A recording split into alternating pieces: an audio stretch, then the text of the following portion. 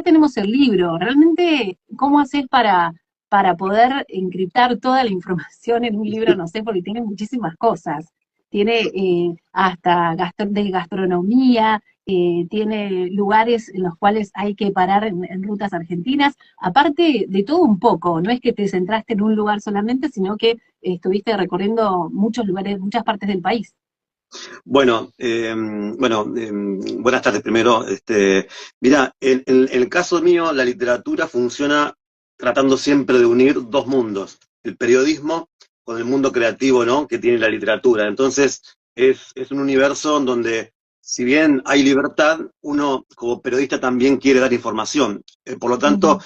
cada vez que yo cuando me pongo a escribir un capítulo o encaro el proyecto de un libro, como por ejemplo ahora que estoy escribiendo mi próximo libro, tengo en claro siempre que tengo que contar una muy buena historia, bien contada, pero también es importante dar información, porque yo creo que la tarea que tenemos los comunicadores, y ahí hablo como periodista, ¿no? Es tratar Ujú. siempre de dar una buena información. Entonces, mis libros tienen esos, mezclan dos mundos aparentemente muy hermanados, pero en lo fino, cuando yo hago ficción, por ejemplo, que lo hago en forma, eh, tengo proyectos de ficción, entonces uno tiene la libertad absoluta y, ¿no? Y es hermoso.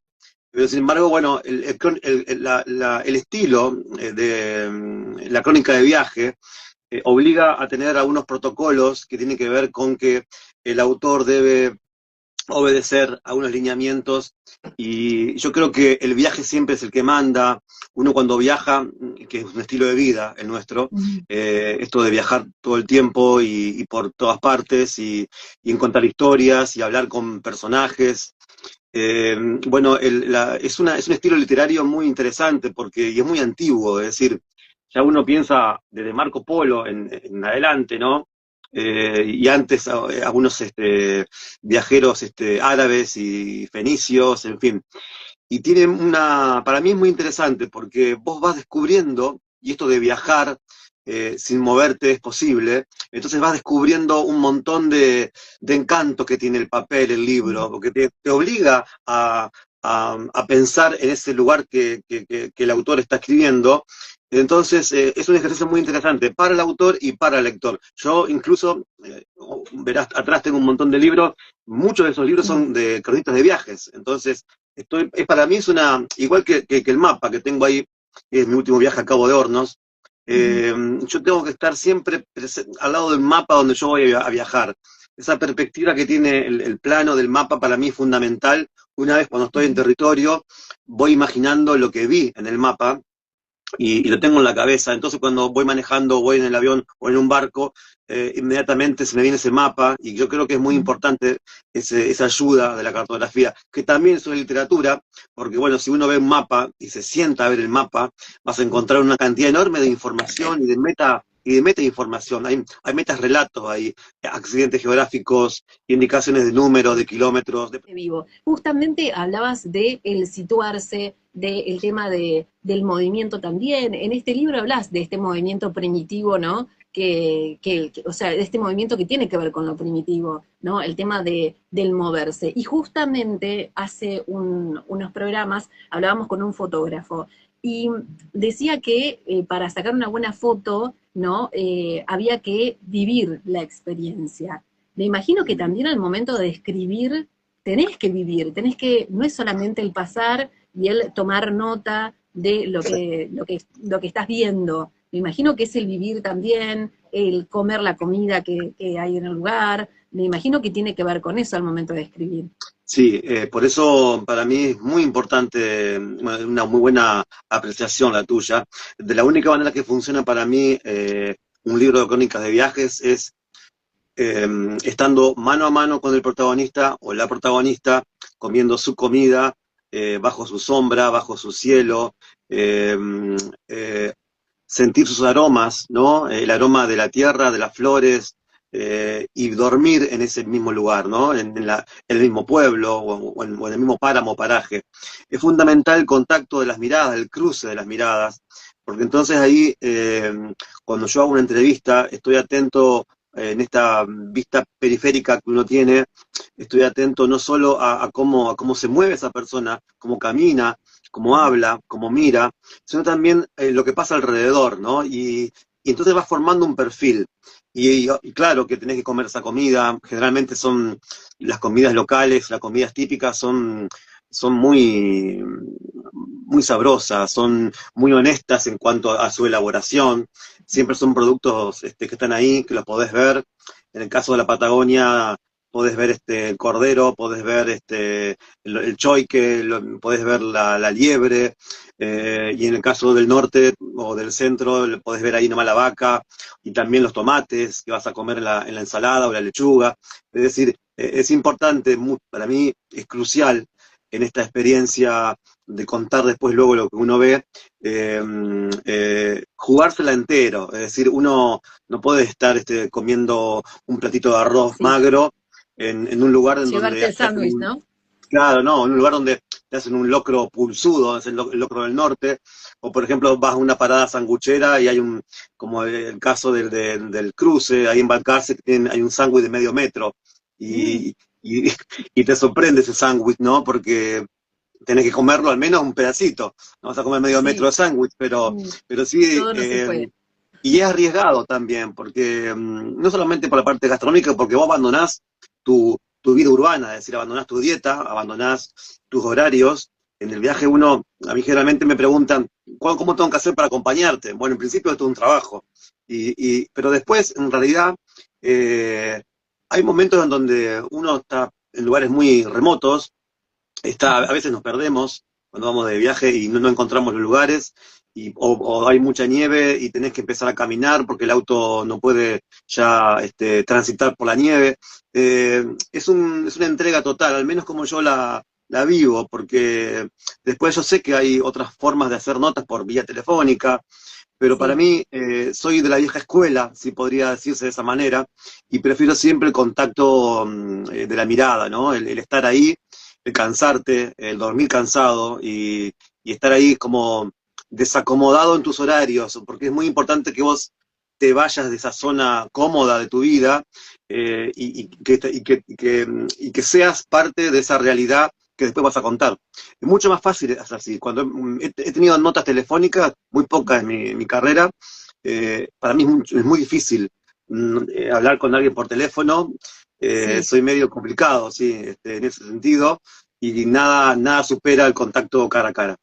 es cierto, es cierto. Bueno, ¿y cuándo fue el momento en que dijiste, bueno, voy a empezar a viajar y retratar todo lo que va pasando, o contar, o tomártelo como una experiencia de decir, bueno, voy a empezar a, a dejar constancia de todo, de los viajes, de las historias? ¿Cuándo fue el momento? ¿Te acordás?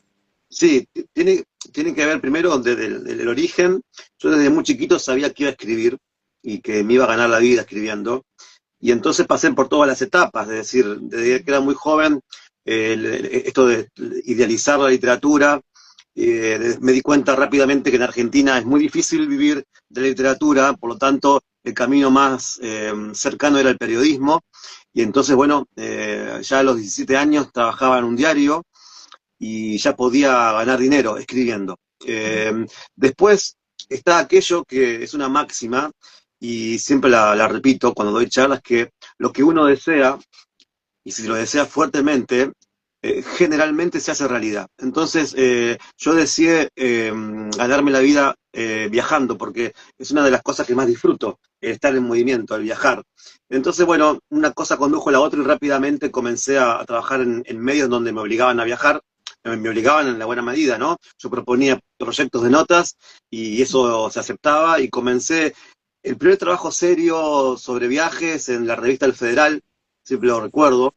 Y después de ahí, bueno, ya nunca más paré, es decir, se convirtió en un estilo de vida, fundamentalmente eso, ¿no? Sí. El periodismo de viajes es un estilo de vida. Yo estoy 5 o 6 días sin moverme de mi estudio, y yo ya siento un comezón en las manos, esas ganas de armar Sí. el carrión, que lo tengo cargado siempre, el carrión ahí inseparable, y ya irme al aeropuerto o irme a buscar el auto y viajar, ¿no? Es lo más cercano a una libertad, pero me di cuenta de que muy chiquito que yo quería hacer esto, y ahora a los 51 años, bueno, ese interés y ese interés de búsqueda nunca se ha dormido, se ha adormecido. Todo lo contrario, yo me levanto todas las mañanas con ganas de conocer más, de ampliar el mapa de mi horizonte, ¿no? Entonces, tiene que ver mucho con la búsqueda. Probablemente uno nunca encuentre lo que busque, pero yo, en todo caso, en mi trabajo, quiero encontrar la historia perfecta, esa historia que sea de verdad perfecta. Y bueno, yo creo que buscando eso, que como te digo, acaso nunca lo encuentre, pero me ayuda mucho a seguir. Y ese espíritu de exploración y de búsqueda es lo que me mantiene a mí en este estado de literatura y de periodismo permanente. Yo creo que también tiene que ver con este movimiento, ¿no? Que decís como que el movimiento te lleva a descubrir nuevas cosas y a realmente encontrar lo que uno está buscando. Y en este movimiento, ¿calculaste cuántos kilómetros llevas recorridos? ¿O no? ¿No? ¿Ya Y mira, perdiste? 49.000 kilómetros es lo que tiene la circunferencia de la Tierra. Si uno la Es como el midiera, ¿no? auto, ¿viste? ¿Cuántos Sí, kilómetros tendrías? pero no, el tema del auto es que son autos de agencia siempre. Pero el año pasado, en el 2024, hice 41 viajes, 41 vuelos, ¿no? Y después por tierra. Estamos hablando de casi, uy, Sí, sí, 3 viajes por mes seguramente, ¿no? Pero no se puede, siempre con Marquich, con Mario, hablamos sobre, sí. cuando hacemos nuestras charlas, digo, ¿cuántos kilómetros tendremos entre los dos? Y vos sabés que es un dato que nos encantaría conocer, a mí también me encantaría, porque son datos duros que ayudan, pero no, es que no tengo presente cuántos, deben ser muchos seguramente. Deben ser Eh, muchísimos. sí, a los vuelos lo tengo Justamente, presente porque tengo el ticket de vuelo, entonces eso es fácil, claro, ¿no? eso es fácil. Y bueno, justamente hablaste de Mario, y ahora están en este nuevo proyecto, Dos Vidas de Viajes. Y bueno, justamente decías, ¿no? El Mm. tema de unir las experiencias, unir estos kilómetros que tienen, que han recorrido. ¿Cómo es esto? Cómo es este proyecto? ¿Cómo lo presentan? Para aquellos que no vieron de qué se trata, pero sí les gusta conocer nuevos lugares. Mirá, en principio para mí es un regalo de la vida, porque hay que tener presente que Mario Marquich es el gran viajero de Argentina, es decir, es el tipo que más ha viajado en este país, sin dudas, y este domingo 1 de junio presenta la temporada número 27 ya en el camino, Sí, y entonces para mí, bueno, él nos conocimos hace muchos años, inevitablemente nos cruzamos, y lo que hacemos con Mario es recuperar esa ceremonia de cuando un viajero iba en la antigüedad y recorría grandes distancias y volvía después a su reino, a su pueblo, a su lugar. Bueno, generalmente era invitado a que cuente en la plaza del pueblo, en la corte si era un reino, para que cuente un poco lo que había visto. Entonces nosotros lo que hacemos es recuperar con ese espíritu, ¿no? De contar lo que vimos, pero hacerlo en un marco de una charla íntima para 50, 100 personas, depende del espacio, del lugar, y entonces viajar a través de nuestras historias, es decir, que es viajar a través de tantas anécdotas en el camino que tenemos, de lugares tan remotos de los que hemos ido, de personajes tan entrañables que hemos conocido, porque uno en tantos años, bueno, ha estado con personajes que son de verdad, parece ser salidos de un libro y que son de ficción, pero son reales. Y entonces elaboramos un viaje verbal, una escapada oral, nos gusta decir. Esa es una escapada en donde nosotros dos, fundamentalmente, nos divertimos mucho, porque eso quizás sea la clave del éxito de esta propuesta, porque nos divertimos mucho, por lo general no sabemos uno del otro de lo que va a hablar, y de ah, repente cuando uno comienza, sí, es muy interesante eso, porque cuando uno comienza, sabemos cuándo me da un pie Mario de algún pueblo, de alguna historia, sabemos en los lugares que hemos estado, por lo tanto, hablar de algunas regiones, siempre yo conozco cuándo él va a terminar y él conoce cuándo yo voy a sí, sí. empezar o a terminar, y bueno, se arma una comunión con el público porque es muy interactivo. Después cuando finalmente terminamos la charla, ese espectáculo tan íntimo, pedimos que la gente también cuente sus viajes, entonces se hace una cosa muy, muy íntima y muy confesional, pero también de mucho reconocimiento de nuestro país. Es decir, reconocer que estamos en un país eh, tan complejo y tan completo, es un país profundo, es un país que asombra, que conmueve, que estremece a veces, es un país con mucha nieve, con mucho desierto, con mucho calor, con mucha selva, mucho mar, río, es decir, todos sabemos, ¿no? Que lo tenemos todo en Argentina, pero cuando uno se entrega a la vida de viajar por todo nuestro país, te das cuenta de eso, ¿no? La enorme, la inmensa geografía nuestra y la cantidad enorme de perfiles humanos que tiene el argentino, porque bueno, Olacapato, el pueblo más alto de Argentina en Salta, esa gente que vive allí a 4.000 y pico de metros de altura, no es la misma que vive en Puerto Almanza, el pueblo más al sur, en Tierra del Fuego, y eso es de verdad una tarea linda esta de poder hablar con Mario y contar a la gente lo que hemos visto. Sin embargo, yo recuerdo siempre el libro de Marco Polo.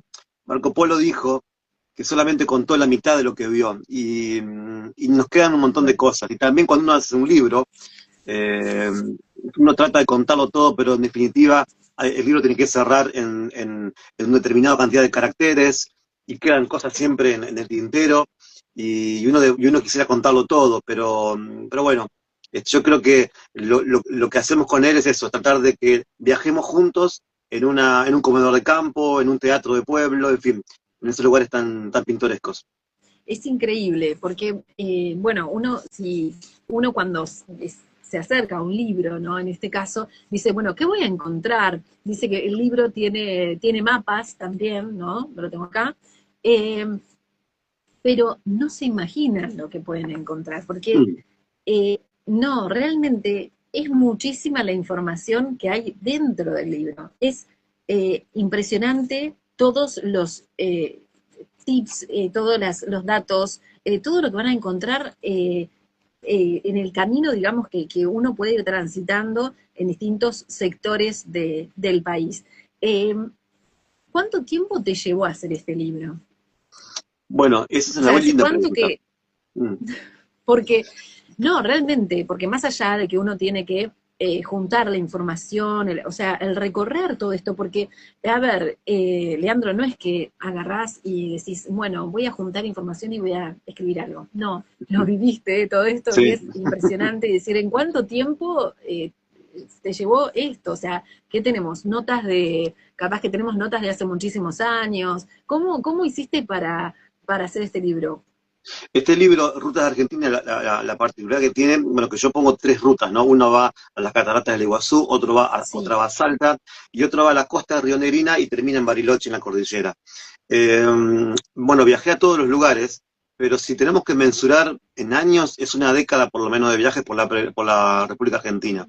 Esa década que me tomé mientras yo también viajaba, porque yo viajé 20 años en la provincia de Buenos Aires, es decir, yo tuve 4 libros sí, antes, Los Desconocida Buenos Aires, desconocida de Buenos Aires. y, pero más o menos yo tengo muy en claro que comencé en forma exhaustiva eh, a pensar estas rutas argentinas más o menos una década, en que creo que es lo que uno tarda en recorrer, o por lo menos los puntos más importantes del país. Hay que tener presente que en este tomo del libro de Rutas Argentinas no está la Patagonia Sur, y tampoco están algunas provincias como Catamarca, La Rioja, pero sí está la mitad de Argentina contada, y sí es una década, Malena, es una Es década, impresionante. sí, y después el libro, un año de producción, de escribirlo, nos tomamos un año con la editorial, el Ateneo además es una editorial que yo siempre lo resalto, apoya mucho esta clase de literatura y no es normal que una editorial tan importante, la más vieja que tiene este país, apoye la literatura de viajes y yo creo que para los escritores tener un equipo detrás, porque es una tarea muy solitaria nuestra, ya sea viajando o escribiendo, fundamentalmente escribiendo. Vos acá me ves, o cuando oigan esto en una radio, estamos dentro de mi estudio, es un estudio donde hay cientos de libros y mapas y cuadernos de notas y una computadora, y entonces yo tengo un método muy particular, yo me despierto antes del amanecer, siempre, alrededor de las 5 o 5:30 de la mañana, estoy escribiendo ya, y más o menos hasta las 9. ahí ya corto y entro, el mundo ahí se despierta, ahí empieza, no, ahí es inevitable que uno El comience a recibir celular, WhatsApp de todas partes. sí. Sí, la mensajería WhatsApp es hermoso, es una gran herramienta, pero a las 9 de la mañana ya el WhatsApp explota y tengo que empezar a escribir las notas que van a salir en el diario o en los distintos medios en los que trabajo, fundamentalmente La Nación. Pero es muy importante la rutina en el escritor. Entonces, esa vida solitaria que tenemos, estamos nosotros, el teclado y la pantalla, y está bueno tener editor, en mi caso son siempre mujeres quienes me editan el libro, para mí es muy importante, la mirada de la mujer, obviamente que es muy diferente a la mirada de un hombre, y para mí eso es muy enriquecedor, es decir, eh, fue fundamental tener una editora para mí, en mi caso es Camila D'Angelo, y entonces para mí eso suma mucho, ¿no? Porque además tener una editora que te acompaña casi a diario, a veces uno está a ciegas en el libro, si bien tenemos un índice y estamos con un cronograma de entregas, el autor a veces está a ciegas, no sabemos, yo ahora estoy, por ejemplo, estoy pensando en 3 posibles finales para el próximo libro, y eso a mí me tiene sin dormir, porque digo, ¿cómo lo Claro. terminamos? Entonces, bueno, por ejemplo, mañana nos encontramos con Camila, y digo, mira, estas son las 3 posibilidades, y es un trabajo en conjunto, porque después está quien corrige, la correctora, después está quien diseña la tapa, quien comercializa todo esto, y después hasta terminar en el último, que es el hombre que maneja un camión y que lleva estos libros a todo el país. Entonces, es un equipo importante, pero para nosotros que vivimos en soledad, es importantísimo tener ese respaldo detrás, ¿no? Les voy a contar, porque ustedes dirán, después de tanto trabajo, lo costoso que debe ser este libro, ¿no? Porque uno se imagina con tanto trabajo, porque es trabajo de años, trabajo de editores, de un equipo, y no lo crean, es un libro que es muy accesible, Mm. porque cuando uno se acerca aquí a las librerías, lo va a encontrar en las librerías, bueno, de Bahía Blanca y de todo el país. Es un libro muy accesible y que realmente es muy enriquecedor, porque realmente es la mezcla de los datos, ¿no? De todo lo que tiene que ver con recorrido, pero también tiene la parte literaria que lo hace tan maravilloso. Porque Sí, recordamos que uno puede contar, es como vos decías, uno puede contar las historias que va recorriendo, lo que va viendo, que a tal kilómetro hay tal cosa, pero tiene ese marco literario que es magnífico y que hace que realmente sea una obra literaria, o sea que más allá de que es rutas argentinas y que va a tener mucha información, que sea un libro que realmente los va a llenar de literatura, no es un libro vacío y solamente con información. Eso creo que lo hace mucho más enriquecedor también.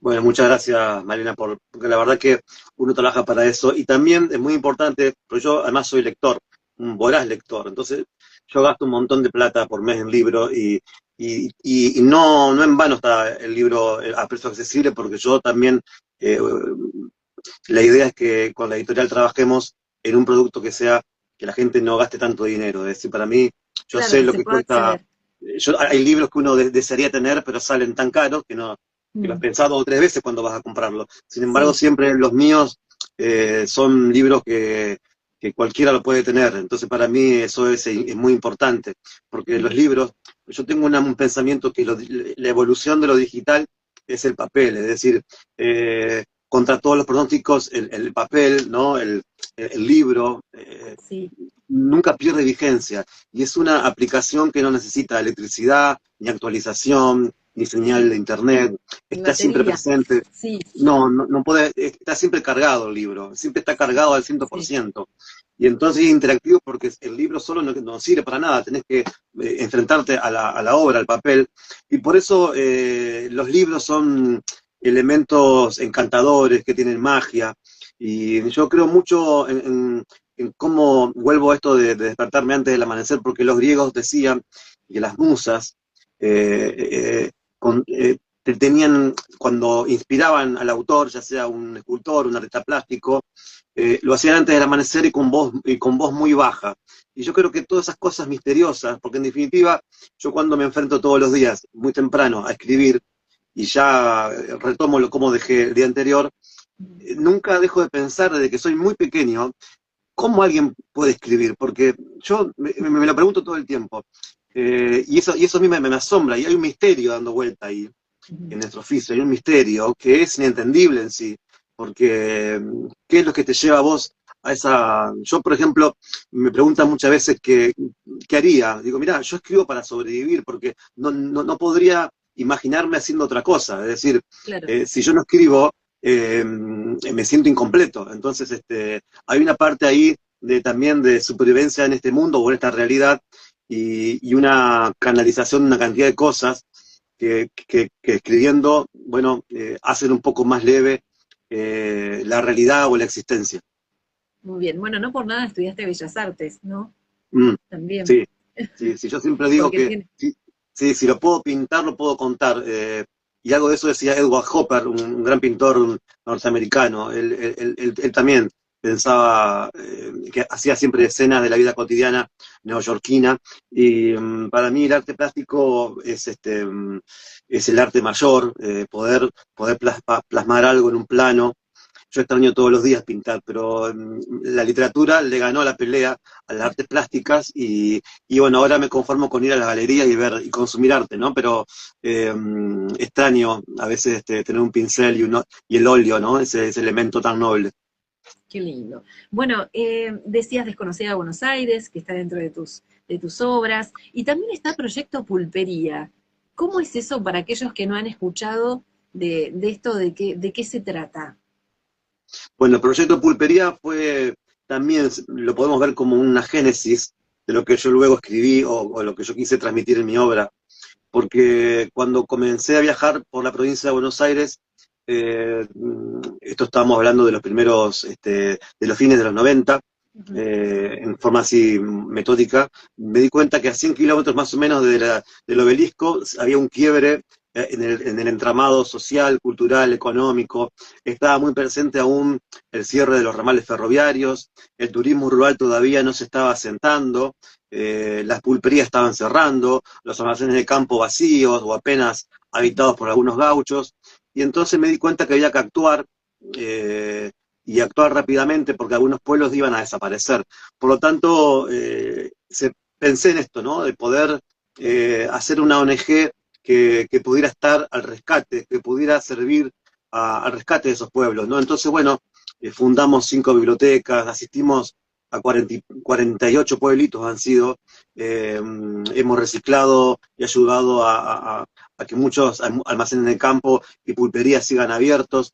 Tuvimos 2 campañas de repoblación, una en Gascón, en el partido de Adolfo Alsina, y otra en Faro, en Coronel Dorrego, muy cerca de Bahía.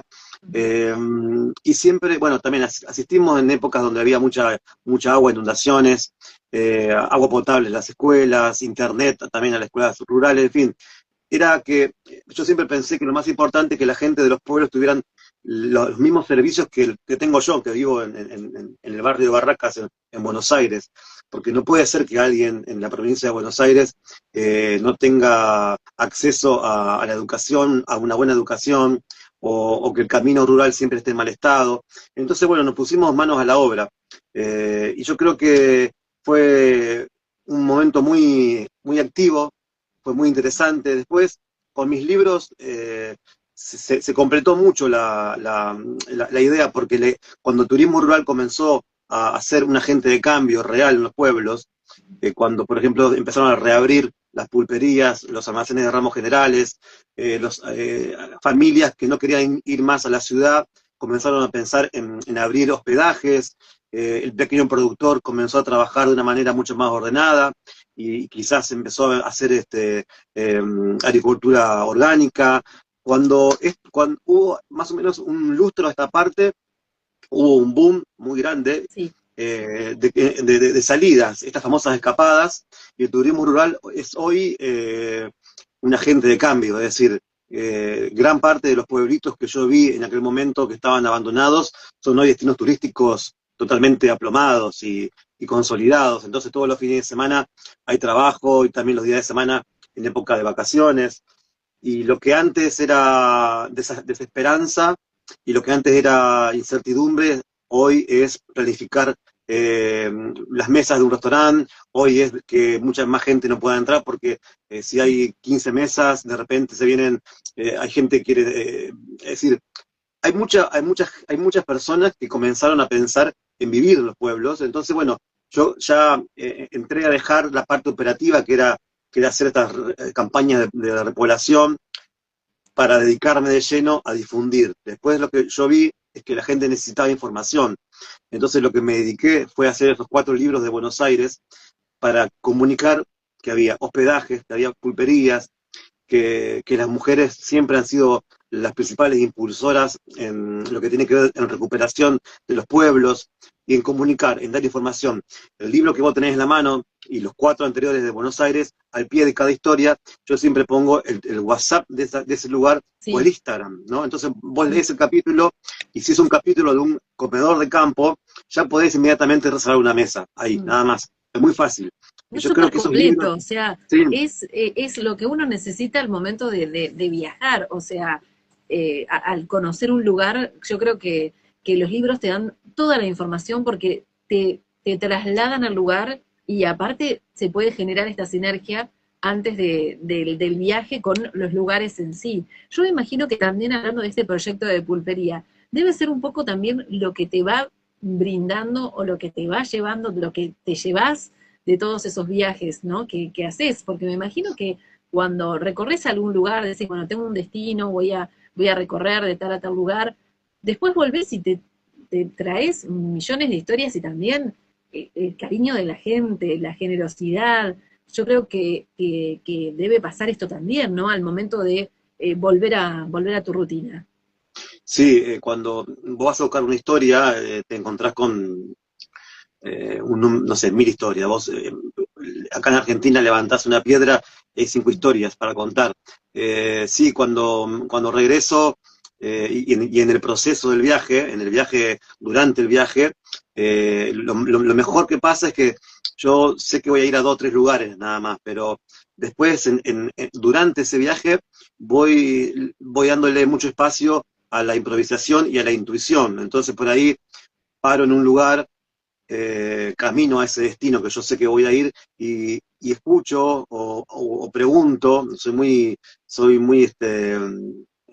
inquieto en el tema de las preguntas, siempre estoy preguntando dónde está, no sé, si hay algo interesante, si han visto algo misterioso, quién hace queso, quién hace salame, en fin. Entonces, bueno, me voy llevando una cantidad de datos muy grande durante el viaje y después cuando regreso a mi casa, obviamente, tengo un montón de información. Y después las redes sociales son una herramienta invaluable en tanto a que por día recibo no sé cuántas historias también. Con tales yo no puedo responder los mensajes que recibo en las redes, voy de a poquito respondiendo, pero mucha gente me cuenta sus historias y cada historia merece ser escuchada.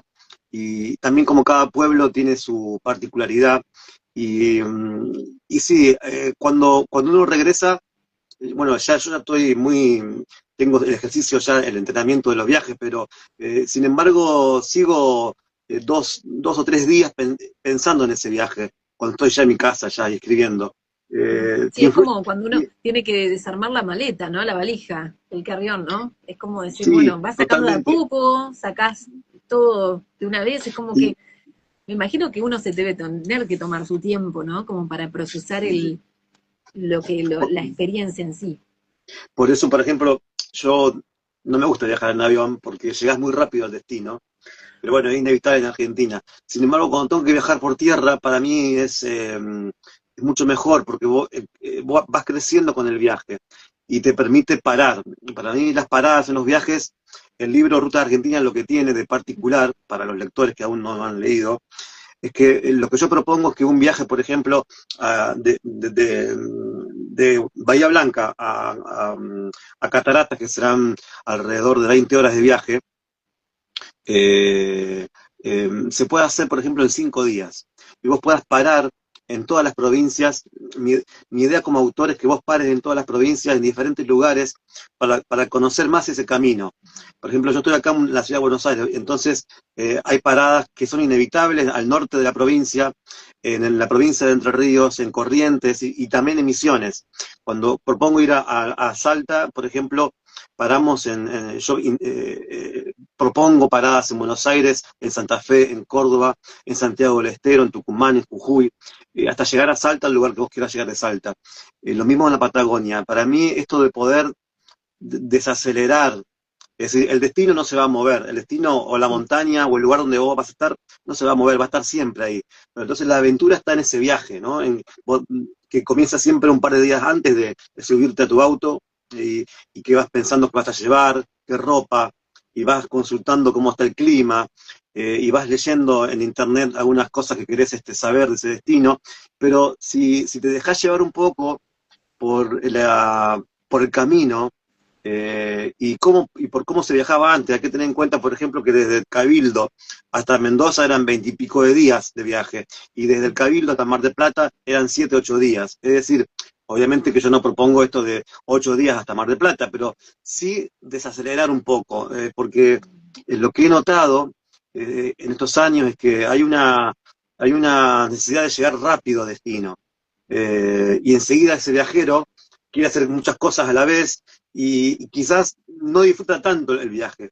Pero yo creo que si nos tomamos el tiempo de desacelerar un poquito y de disfrutar del camino, y que el camino, porque el camino propio te va dando señales todo el tiempo, a un cartel, un camino de tierra que se pierde en el horizonte, un peludo que atraviesa la ruta. No sé, hay señales Sí, todo el tiempo bueno, ahí. viste que a veces uno dice, no, no voy a bajar porque pierdo tiempo, viste que a veces pasa que uno dice, ay, qué lindo para sacar una foto, ¿no? Muchas veces que va viajando. Y dice, ah, no, pero no vamos a llegar, viste, siempre está el tema del que el que quiere ir un poco más lento y el que quiere llegar a horario. Y creo que es un poco eso, lo que estás diciendo, el parar y el ver, yo creo, las maravillas que tenemos, ¿no? Porque aparte, es como todo, no va a ser todo, bueno, vos lo decís, no todos los viajes van a ser iguales, por más que Mm. lo hagamos millones de veces, no van a ser, es como que ni todos los días son iguales, ni todos los Ujú. viajes son iguales, es así. Sí, bueno, por ejemplo, ustedes están en Bahía Blanca. Bahía Blanca tiene, para mí, bueno, siempre fue estratégica su ubicación. Entonces, un poquito al norte tenés toda la comarca serrana, ¿no? Es decir, Ujú. ya la ruta Hermoso. 76, que es fabulosa, de San Andrés de la Sierra, Villa Ventana, La Gruta, Sierra de la Ventana propia, Salducaray, también tenés Pigüé, tenés Saavedra, el Abra de Hinojo, un poco más arriba ya está Caroe, pero también un poco camino al Meridiano Quinto está Puam, y al sur, a mí me gusta pensar siempre en el sur, Villarino y Patagones. Y entonces, ya al sur del río Colorado, en Patagones hay Patagonia, en la Patagonia bonaerense, y la costa bonaerense, al sur de Bahía Blanca, es fascinante. Tenés balnearios como La Chiquita, que tienen Mm, menos de 10 habitantes, sí.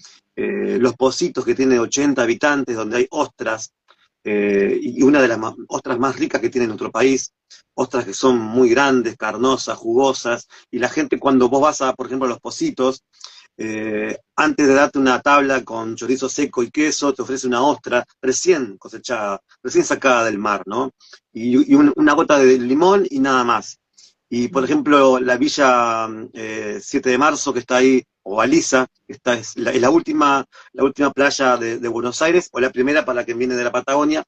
Eh, entonces ahí, por ejemplo, hay un pequeño comedorcito que se llama La Baliza, y un pescador hace el menú con la pesca del día. Entonces de repente tenés lenguado, tenés sorrentinos de lenguado, tenés sorrentinos de gatuso, tenés snack de la pesca del día. Y el mar está ahí a 20 metros y el comedorcito marino ahí en soledad. Y yo creo que eh, Bahía Blanca, si uno se pone a pensar la cantidad enorme de lugares para conocer, ujú. la cuenca olivícola, por ejemplo, también, los aceites de olivas que están cerca de Bahía, cada vez están ganando terreno en el mercado argentino e internacional. Ahora mismo comienza la cosecha de trufas en el Partillar, ahí en Pigüé. Es decir, hay tanto para conocer y tanto para ver, ¿no? En esa región que, bueno, yo le dediqué un montón de años a la zona de Bahía, y Bahía inevitablemente siempre me recibió llegar a Bahía Blanca es como que llegás a casa, ¿no? Porque ahí tenés tantos amigos, eh, está Gambrino, que siempre Sí. voy a Gambrino, y bueno, muchos amigos, colegas, y bueno, y a mí me gusta mucho pensar en que si a veces uno piensa en esto de viajar muy lejos, que es hermoso, los viajes internacionales o los viajes lejos, pero generalmente la solución a los problemas está muy cerca. Es decir, o el paraíso está cerca de nuestro patio. Y Mm, entonces, si nos tomamos ese trabajo, vemos que muy cerca de nuestra casa podemos encontrar lugares maravillosos. ujú. Bueno, vamos a hacer un pequeño ping-pong, como para Sí, terminar, para redondear la entrevista. Vos, bueno, si querés desarrollar, desarrollás y nos contás algo. Algunas cosas fuimos tocando, algunos temas, pero empezamos por el lugar más alejado al que fuiste, en el destino, no sé, nacional o internacional. ¿Cuál ha sido? bueno, el último viaje mío fue al Cabo de Hornos, que es el punto austral, más austral del planeta, es decir, que más allá de eso está la Antártida nada más.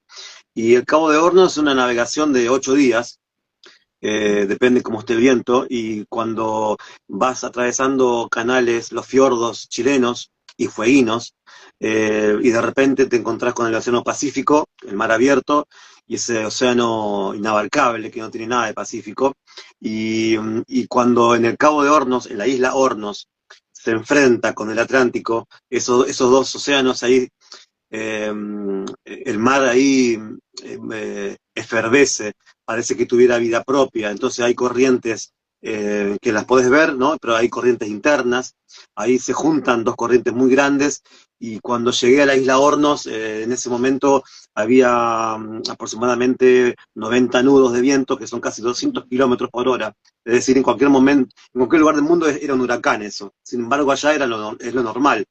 Y también las olas de 10 metros de altura, llegan a haber olas de hasta 30 metros en temporales grandes, y en la isla Hornos vive una familia, el matrimonio con 2 hijos, y están viviendo ahí, él el encargado del faro, hay un faro, ese sí es el faro del fin del mundo, de verdad, Sí. y ella su esposa es la guardaparque del Parque Nacional Cabo de Hornos, y tienen 2 hijos, uno que es Sofía, que tiene 14 años, y el menor, que no recuerdo el nombre ahora, pero que tiene 11. Entonces ella hace todos los días la secundaria con una escuela de Punta Arenas en Chile, y él rinde, el más jovencito rinde libre una vez por año en Puerto Williams. Se va en barco hasta Puerto Williams, lo van a buscar la Armada chilena, y cuando yo conocí todos esos lugares, ese sí es un lugar muy remoto, a pesar que yo he ido a la Antártida, está mucho más al sur, pero cuando encontrás esos seres humanos ahí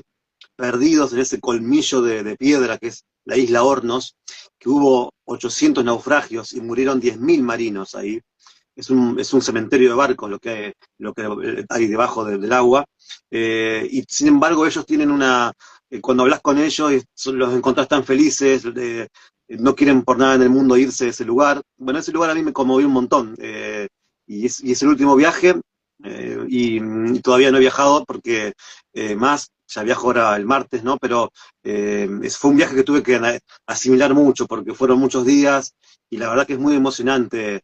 También cuando salís y te enfrentás a 200 kilómetros por hora, a un viento Sí. de esa manera, es realmente, salíamos con mucha precaución atados, ¿no? En la cubierta. Ujú. Yo te iba a preguntar si alguna de estas experiencias, esta o algún otro tipo, te había paralizado. O viste que hay veces como que te quedas, tu cuerpo reacciona, ¿no? Ante ciertas circunstancias. ¿Te ha pasado en alguna experiencia de un viaje? Sí, mirá, yo me especializo siempre en lugares remotos y en personajes solitarios. A mí me gusta mucho la vida de los ermitaños. Por lo tanto, cuando el invierno, hace 2 inviernos atrás, fui a Cabiahue y Copahue, que son dos pueblitos que están a los pies del volcán Copahue, que siempre humea, está siempre como en erupción. Bueno, ya el 1 de mayo se cierra Copahue, que está un poco más arriba, donde hay termas, y solamente queda una sola persona viviendo en ese pueblito, un pueblo que está sepultado por la nieve. Cuando yo fui, había entre 7 y 8 metros de nieve. Es decir, que vos caminabas por los techos de las casas. y debajo de esos 8 metros de nieve había, bueno, calles, Sí, árboles que estaban obviamente congelados.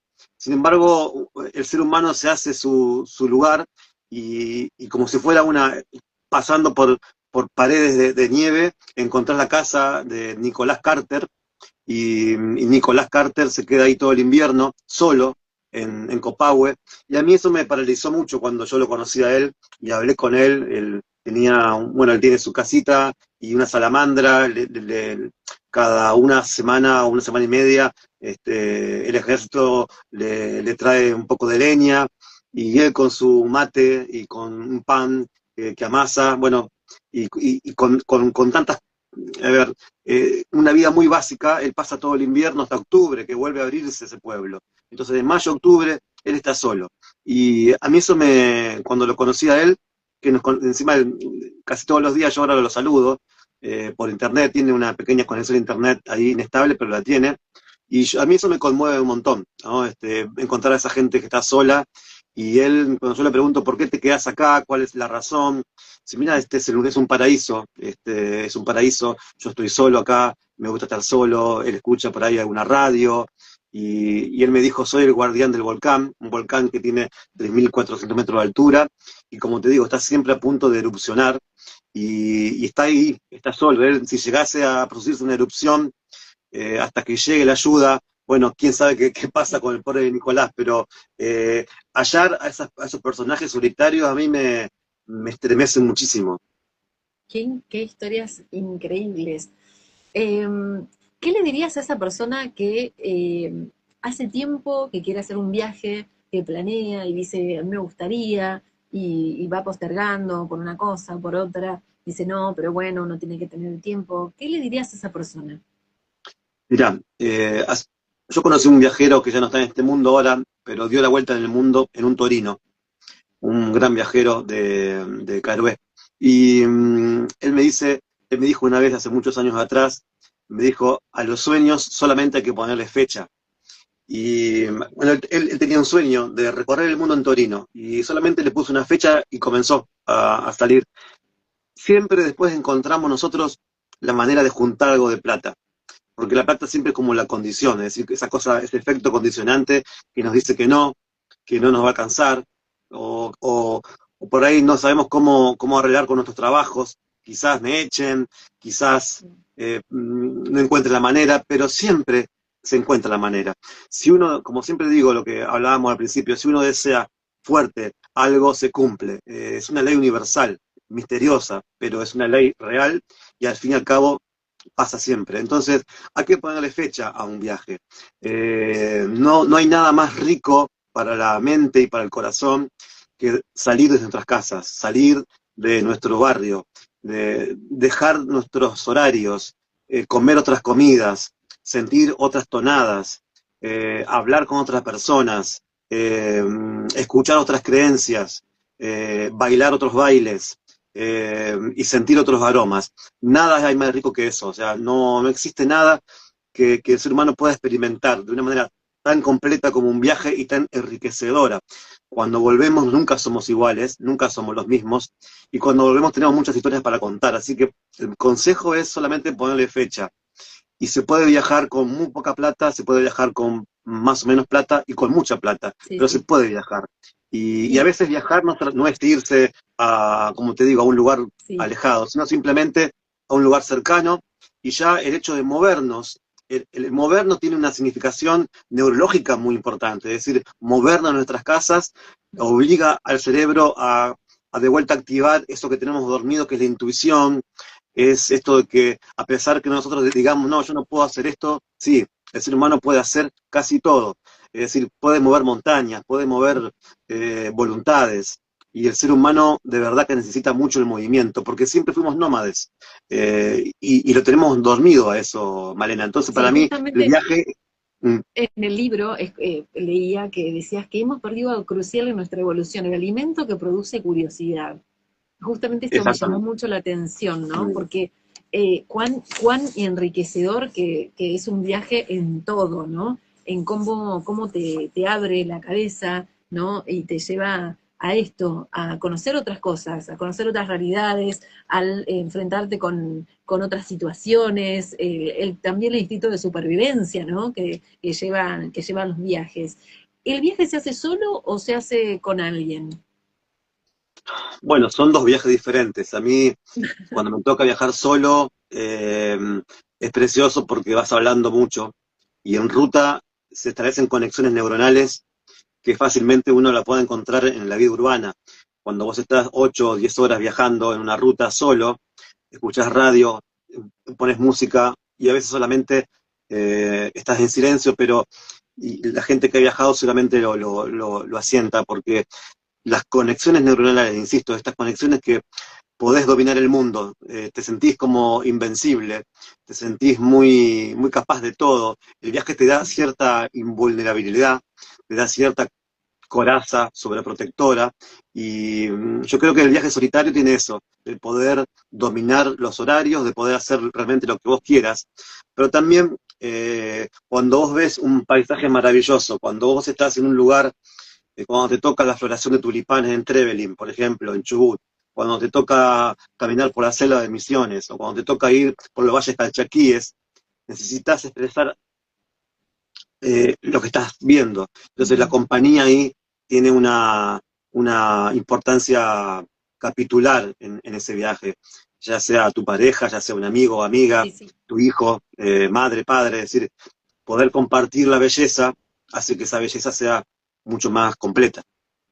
Algo más que me da curiosidad es si cuando viajas te llevas algún recuerdo del lugar, más allá de las historias, ¿no? Que son valorables, ¿no? Pero digo, ¿te llevas algún recuerdo, algún objeto de los lugares a los que vas? Porque imaginamos que Mm. si tuvieses que tener un objeto de cada lugar, pero bueno, quizás sí.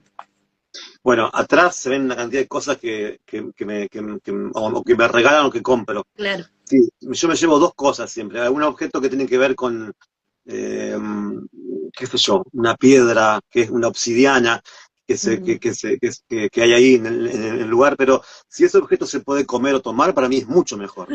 Eh, es Bien, inevitable, es decir, es como me traigo frascos de lo que sea, quesos, conservas. frascos, conservas, todo, hierbas, diferentes tés, en fin, todo lo que se pueda comer y tomar, para mí eso es fundamental porque cuando vos estás en tu casa, eso también cobra otro valor, ¿no? Porque los probás en el destino, pero cuando estás en tu casa y te Ujú. sentás, y también esto de poder compartir con tu gente querida, no sé, una mermelada, una miel, una horma de queso, eso que allá es normal y que es tan inusual en tu zona de confort, está bueno poder compartirlo. Y sí, me traigo un montón de cosas. Cuando voy, yo también, por eso no me gusta ir mucho en avión, porque en el avión tenés la Después el capacidad muy peso. limitada, pero en auto cuando voy por tierra, no te das una idea cuando llego a mi casa, es un supermercado ese Me auto. imagino, me imagino. Bueno, y decís lo que viene, pero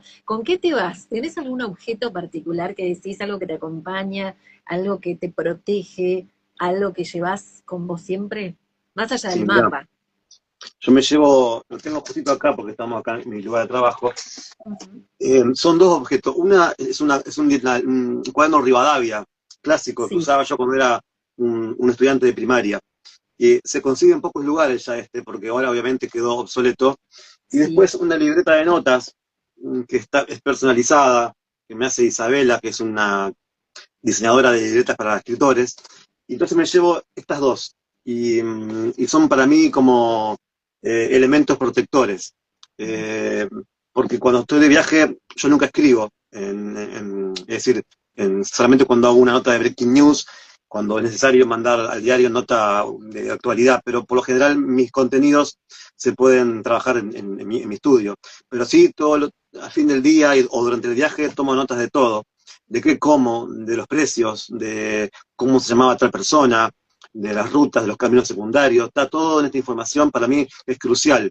Y eso para mí es muy protector, llevarme estas dos libretas de anotación. Después ya en mi estudio, como hoy yo te hablaba recién, una obsidiana. Yo Ujú. soy fanático de las piedras.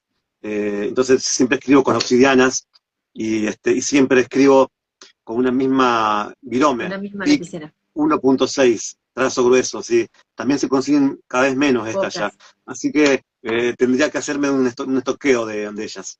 De objetos. Bueno, una última pregunta que tiene que ver con, recorriste muchísimos lugares, estuviste rodeado de distintas personas. ¿Te imaginas? Uno trata, o sea, uno a veces sigue el día a día y bueno, y no sabe lo que va a ser su destino, ¿no? Pero ¿te imaginas cómo serían tus últimos días? ¿En qué lugar serían tus últimos días? No sé si lo llegaste a pensar en algún momento, pero es algo curioso, que digo, recorriendo tantos lugares, viendo a tanta gente, escuchando tantas historias, yo digo, uno se pone a pensar en cómo le gustaría vivir la última etapa de su vida, en qué lugar, en qué situación. ¿Esto te lo preguntaste? Mira, bueno, sí, todo el tiempo. En realidad lo que yo estoy buscando, quizás en mis viajes, sea un lugar donde poder finalmente quedarme. Por cuestiones laborales yo estoy en la ciudad de Buenos Aires, yo nací de Entre Ríos, pero vivo hace ya 30 años en la ciudad de Buenos Aires. Y sin embargo estoy siempre en la búsqueda de un lugar donde yo sienta que me pueda quedar. Eh, y es difícil porque nunca lo he encontrado. Sí he encontrado algo cercanos, por ejemplo, para mí hay un pueblito que se llama Los Ángeles, en Necochea, en donde de verdad me siento muy contenido. Esta cosa curiosa que yo tengo, ahí se aplaca bastante, y Los Ángeles entonces me doma o me domina. Sí. Eh, pero posiblemente nunca encuentre el lugar que yo estoy buscando. Y justo hablaba yo ayer de esto con una persona, y que también me hacía esa misma pregunta, fíjate vos qué curiosidad. Este, y bueno, y esto que probablemente nunca encuentre es el motor que me lleva a seguir viajando y a seguir escribiendo. Es la zanahoria. Pero ahora estoy, por ejemplo, muy enamorado de Japón. Estoy estudiando el idioma japonés, estoy empezando a escribir en hiraganas y en katakanas, y bueno, eso a mí, Japón y la cultura japonesa me causa muchísimo interés. Es algo que me resulta muy interesante de verdad, los tiempos que tiene la cultura nipona, la tierra del sol naciente, bueno, y esto de aprender otro idioma tan diferente al nuestro, totalmente opuesto al nuestro, me calma bastante también. Por lo tanto, ¿quién te dice, Malena, que no termine en Osaka o en Kioto o en Tokio, ¿no? Sería un buen fin ese, en todo caso. Bueno, por eso, pero está bueno, está muy bueno esto de poder tener esta charla con vos para saber un poco más, ¿no? Para saber un poco más qué hay detrás de este periodista viajero, ¿no? De qué te mueve, de qué es lo que te hace seguir kilómetros y kilómetros, ¿no? Y recorrer y contar también las experiencias. Así que te agradecemos muchísimo tu generosidad, porque aparte siempre predispuesto, bueno, con la mejor energía, así que te agradecemos muchísimo por todo esto que nos has contado, y seguramente seguiremos en contacto para próximos libros y próximo material. Bueno, no, gracias a vos por el espacio. Para mí siempre es un placer poder hablar. A mí la radio me gusta mucho. Es un medio de comunicación. LU2, por otra parte, es el medio de comunicación de los solitarios también. O sea que siempre cuando voy a los pequeños pueblitos del sudoeste y del sur, está LU2 siempre como un... Nos ha terminado el tiempo eh, de la conexión, pero bueno, saludándote, agradeciéndote, y justamente nos decías en esta conexión que tenés con la radio, sí, estabas hablando del EU2 también, cuando se nos cortó la Sí, transmisión. te decía que siempre cuando voy a los pequeños pueblitos del sudoeste y del sur, está el U2 siempre como una compañía, como un mantra detrás siempre en las cocinas o en los talleres o en las estaciones de servicio. Es un medio muy útil para esa región. Así que bueno, también siempre es un placer compartir con ustedes y decirles a los lectores que ya a partir del 1 de noviembre, ya posiblemente el 15 de noviembre esté mi próximo libro en todas las librerías, así que va a ser un placer también poder presentar este libro y que salga ya de este estudio y abandone mi autoría al menos esta cosa secreta que uno tenemos con las palabras y que sean los lectores el dueño de ese volumen, ¿no? De esa obra. Así que bueno, estoy muy contento porque estoy haciendo un libro que soñé un montón y bueno, estoy ahí todos los días trabajando. Qué bueno. Bueno, Leandro, sin duda estaremos en contacto. Muchas gracias nuevamente por la amabilidad, por la generosidad, por tu tiempo, porque sabemos lo valioso que es el tiempo para todo, bueno, para todas las personas y más que nada también, como decías, ¿no? Para un escritor, para un periodista que tiene tantos compromisos. Así que te agradecemos muchísimo, estamos en contacto y les recordamos y recomendamos también el libro Rutas Argentinas. Sí, a Bueno, todos. Muchísimas gracias y muchas que gracias. tengas un hermoso día, Leandro. Gracias y que tengamos buen invierno. Hasta luego. Igualmente, hasta luego.